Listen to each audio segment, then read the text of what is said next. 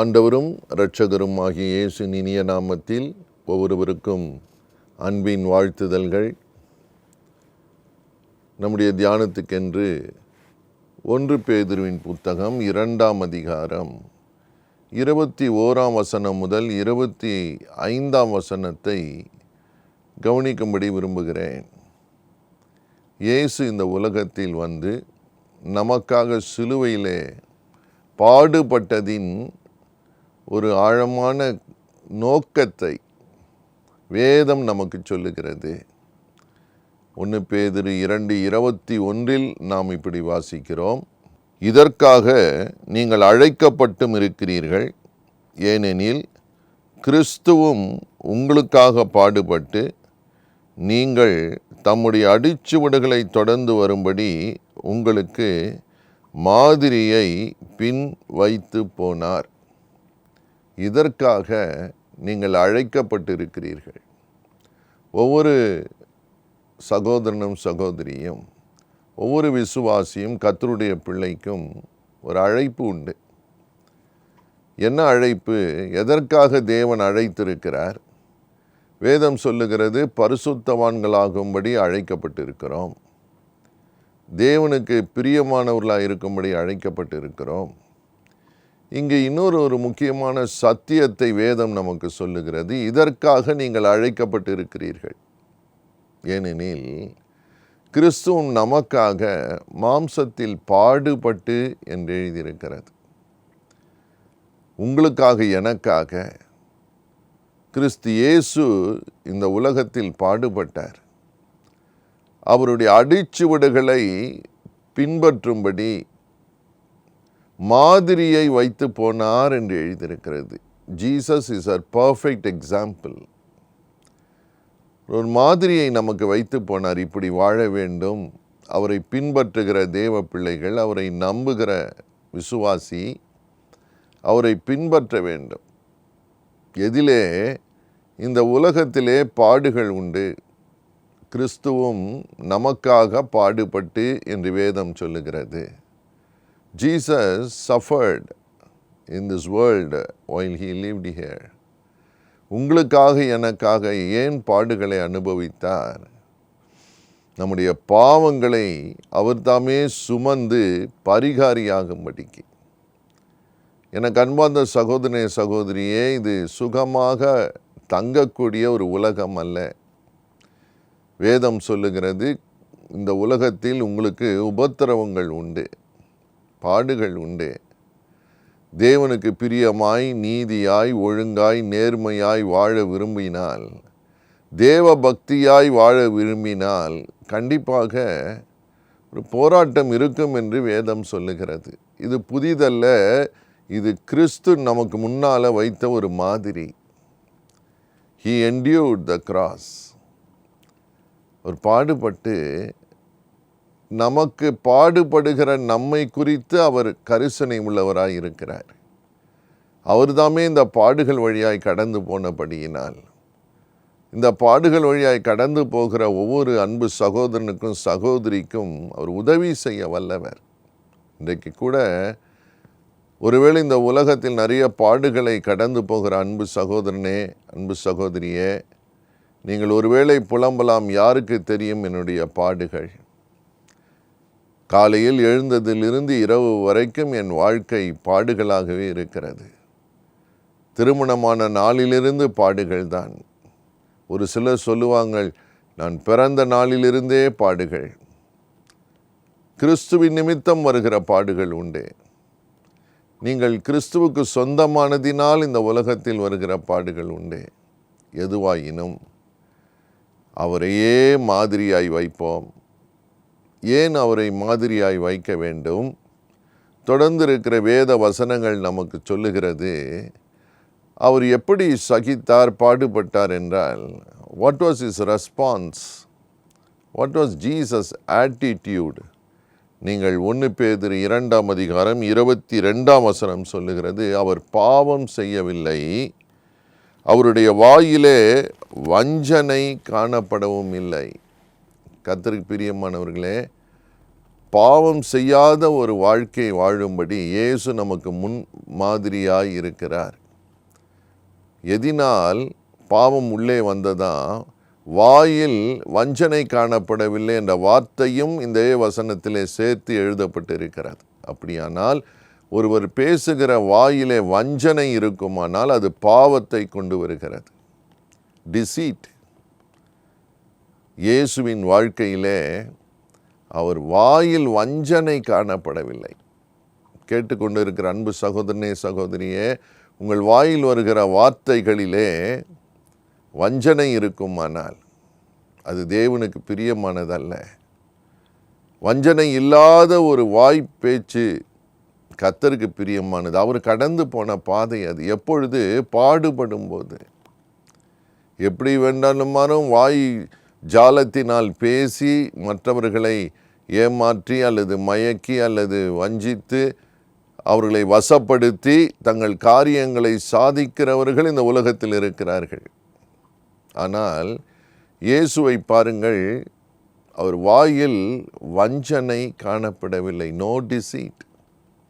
கர்த்தருக்கு ஸ்தோத்திரம். அதுதான் மாதிரியாக இயேசு நமக்கு வைத்திருக்கிறார். தொடர்ந்து 23ஆம் வசனம் சொல்லுகிறது, அவர் வையப்படும் போது பதில் வையாமலும் பாடுபடும் போது பயமுறுத்தாமலும். It's a wonderful example of Jesus. இன்றைக்கு உலகத்திலே பார்க்கிறோம், கொஞ்சம் திட்டு வாங்கினதுமே ஒவ்வொருவருக்கும் கோபம் வருகிறது. உடனே என்ன சொல்லுகிறார்கள்? ஐயா, 10 வார்த்தை என்னை பேசிவிட்டான், ஒரே வார்த்தை நான் பேசக்கூடாதா? திரும்பி ஒரு வார்த்தை நான் பேசிவிடக்கூடாதா? எவ்வளவுதான் நான் பேச்சை கேட்பது? இன்றைக்கும் பல நிந்தைகள் வழியாய், பல ஏளன பேச்சுகள் வழியாய் நீங்கள் கடந்து போய் கொண்டிருக்கலாம். இயேசுவை மாதிரியாய் வைத்து கொள்ளுங்கள். அவர் வையப்படும் போது பதில் வையாமலும். நம்முடைய சுயமாக அது சாத்தியம், கஷ்டம்தான். ஆனால் ஆவியானவர் நமக்கு உதவி செய்கிறார். நாம் கிறிஸ்துவின் பிள்ளைகளானால் நமக்கு ஒரு மாதிரியை கர்த்தர் வைத்திருக்கிறார். வையப்படும் போது பதில் வையாமலும் பயமுறுத்தாமலும். சில பேர் நாம் பார்த்துருக்கிறோம், என்னை யாருன்னு நினைச்சேன், ஒரு வழியை பண்ணிடுவேன் என்றெல்லாம் பயமுறுத்துகிற நிறைய பேர் இருக்கிறார்கள். அதெல்லாம் கிறிஸ்துவின் வழி அல்ல. வேதம் சொல்லுகிறது, இயேசு என்ன செய்தார்? 23ஆம் வசனத்திலே நியாயமாய் தீர்ப்பு செய்கிறவருக்கு தம்மை ஒப்புவித்தார். ஹல்லேலூயா. இந்த உலகத்திலே நியாயமாய் தீர்ப்பு செய்கிற ஒரு தேவன் இருக்கிறார். இயேசு ஒப்பு கொடுத்தது போல நீங்களும் நானும் அதற்காக அழைக்கப்பட்டிருக்கிறோம். அவரை முன்மாதிரியாய் வைத்து நம்மையும் ஒப்பு கொடுப்போம். தேவன் இந்த பூமியிலே நமக்கு நியாயம் ஒன்றை செய்வார். கண்டிப்பாக, கண்டிப்பாக. பிரியமானவர்களே, இந்த உலகத்தில் அநியாயம் நிறைந்த உலகம்தான். ஆனால் நாம் கர்த்தருக்கு ஜீசஸை போல ஒப்பு கொடுக்கும்போது நீதியாய் தீர்ப்பு செய்கிற ஒருவருடைய தீர்ப்பு விளங்கும். கர்த்தருக்கு ஸ்தோத்திரம். ஒரு அருமையான ஊழியக்காரர் எனக்கு தெரியும். அவருடைய பக்கத்து வீட்டில் இருக்கிறவர்கள் தேவையில்லாமல் அவரை தூஷித்து அவர் குடும்பத்தை மிகுந்த கெட்ட வார்த்தைகளினால் பேசி ஏளனப்படுத்தி வைத்து அவளை அசிங்கமாக பேசினார்கள். இந்த ஊழியக்காரர் ஊழியம் முடித்து வரும்போது குடும்பத்தார் எல்லாரும் அழுதார்கள். அவங்க செய்தது இதுதான், முழங்கால் போட்டு கர்த்தரை நோக்கி கூப்பிட்டார்கள். ஆண்டவரே, ஊரெல்லாம் பார்க்க அந்த மனுஷன் எங்களை தேவையில்லாத வார்த்தைகளை பேசி மனதை நோக வைத்திருக்கிறாரே, எங்களுக்கு தீர்ப்பு செய்யுங்க ஆண்டவரே, எங்களுக்காக பேசுங்க என்று தங்களை ஒப்பு கொடுத்தார்கள். நடந்த சம்பவம் என்னவென்றால், அடுத்த நாள் அப்படி பேசின நபரை அகாலமாய் மரணம் சந்தித்தது. எதிர்பாராத விதத்திலே அவர் மரணம் நேரிட்டது. பாருங்கள், தேவனுக்கு தம்மை ஒப்பு கொடுத்தால் போதும், தேவன் தீர்ப்பு செய்கிறார், மனம் திரும்ப வாய்ப்பு கொடுக்கிறார். திருந்தாத பட்சத்திலே தேவன் தமது நியாய தீர்ப்பை விளங்க பண்ணுகிறார். அன்பு சகோதரனே, சகோதரியே, ஒருபோதும் கலங்காதீர்கள். நிச்சயமாக உங்கள் நல் நடக்கைக்கு தேவன் நல்ல ரிவார்டை தருவார். God will answer you. நீங்கள் அழுது புலம்பிக் கொண்டிருக்கிறீர்கள், என் நியாயத்தை விசாரிக்க ஒருவரும் இல்லை. அநியாயமாய் பாடுபடுகிறேன். என் அன்பு சகோதரனே, சகோதரியே, உங்கள் அலுவலகத்திலே, உங்கள் வேலை ஸ்தலத்திலே, உங்களுடைய வியாபாரத்திலே, உங்கள் வீட்டிலே, உங்கள் சொந்தக்காரர்கள் மத்தியிலே நீங்கள் அநியாயமாய் பேசப்பட்டதுண்டானால் நியாயமாய் தீர்ப்பு செய்கிற ஒரு தேவன் உங்களுக்காக எழுந்தருளுவார் என்பதை நீங்கள் மறக்க வேண்டாம். 24ஆம் வசனம் சொல்லுகிறது, நாம் பாவங்களுக்கு செத்து நீதிக்கு பிழைக்கும்படிக்கு தமது சரீரத்தில் நம்முடைய பாவங்களை சிலுவையின் மேல் சுமந்தார். கர்த்தருக்கு ஸ்தோத்திரம். அவருடைய தழும்புகளினால் குணமானீர்கள். இந்த குணமானீர்கள் என்பது நம்முடைய சரீர நோய்கள் மட்டும் அல்ல. இன்றைக்கு அநேகருக்கு மனநோய் இருக்கிறது. There is so much of stress, so much of tension. ஐயா, இன்றைக்கு அநேகர் மனநோயினால் வாதிக்கப்பட்டு இருக்கிறார்கள். என் பக்கமும் அழுத்தம் வந்து கொண்டே இருக்கும்போது என்ன செய்வதென்று திகைத்து நிற்கிற போது இந்த மன அழுத்தங்களை இயேசுவிடம் கொண்டு வந்து விடுதலை பெற தெரியாத அநேகர் பலவிதமான மனநோய்களுக்கு உள்ளாகிறார்கள். கத்துவது, கூச்சல் போடுவது, சண்டையிலே, வம்பிலே, தகராறிலே போய் முடிகிறது. ஏன்? மன அழுத்தம். ஆனால் கர்த்தருக்கு ஸ்தோத்திரம், என்ன அற்புதமான ஒரு வார்த்தை என்றால், அவருடைய தழும்புகளினால் குணமானீர்கள். இன்றைக்கு அப்படிப்பட்ட மனநோயினால் இருக்கிறவர்களை தேவன் சுகமாக்கும்படி அவருடைய சிலுவை மரணம் நமக்கு பாக்கியம், நமக்கு ஆசீர்வாதம். அவருடைய தழும்புகள் இன்றைக்கும் ஒவ்வொருவரையும் சுகமாக்கும். உங்கள் அன்பு மகனை சுகமாக்கும். உங்கள் மனைவியை கர்த்தர் சுகமாக்குவார். தேவனுடைய தழும்புகள் சுகமாக்குகிறது. அது மாத்திரமல்ல, 25ஆம் வசனம் சொல்லுகிறது, சிதறுண்ட ஆடுகளைப் போல் இருந்தீர்கள், இப்பொழுதோ உங்கள் ஆத்துமாக்களுக்கு மேய்ப்பரும் கண்காணியுமானிடத்தில் திருப்பப்பட்டு இருக்கிறீர்கள். He is a good shepherd. உங்களை நல்ல மேய்ப்பார். அவரை பின்பற்றுவோம். இயேசுவை போல நாம் நம்மை ஒப்பு கொடுப்போம்.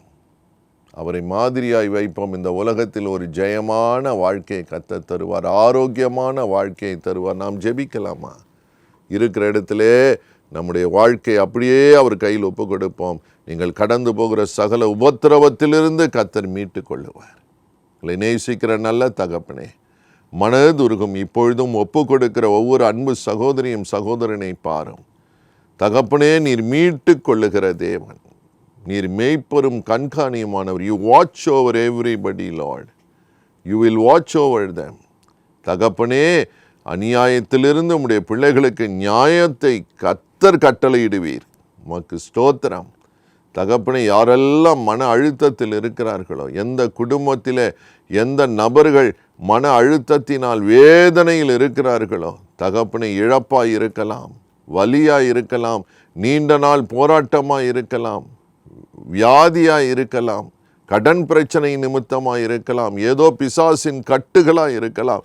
இப்பொழுது உம்முடைய தழும்புகள் குணமாக்குகிறதற்காய் ஸ்தோத்திரம். இயேசுவின் நாமத்தினாலே யார் யார் பாவத்தின் பிடியிலே அப்படிப்பட்ட அநியாயத்தினால் மன அழுத்தத்தினால் பாதிக்கப்பட்டிருக்கிறார்களோ, சிலுவையின் காட்சி இப்பொழுது இயேசுவின் தழும்புகள் சுகம் தருகிறதற்காய் ஸ்தோத்திரம்.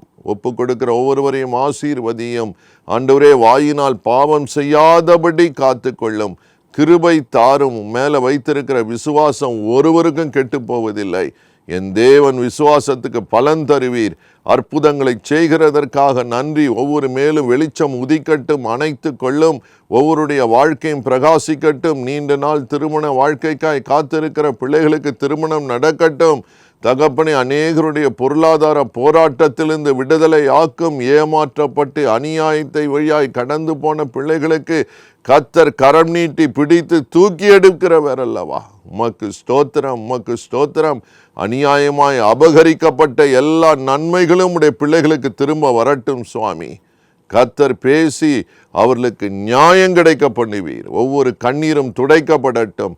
இயேசு ரட்சகர் நாமத்தில் ஆசீர்வாதத்தை எடுத்துக்கொள்ளுகிறோம். மகிமை உமக்கு செலுத்துகிறோம் நல்ல பிதாவே. ஆமேன், ஆமேன். God bless you.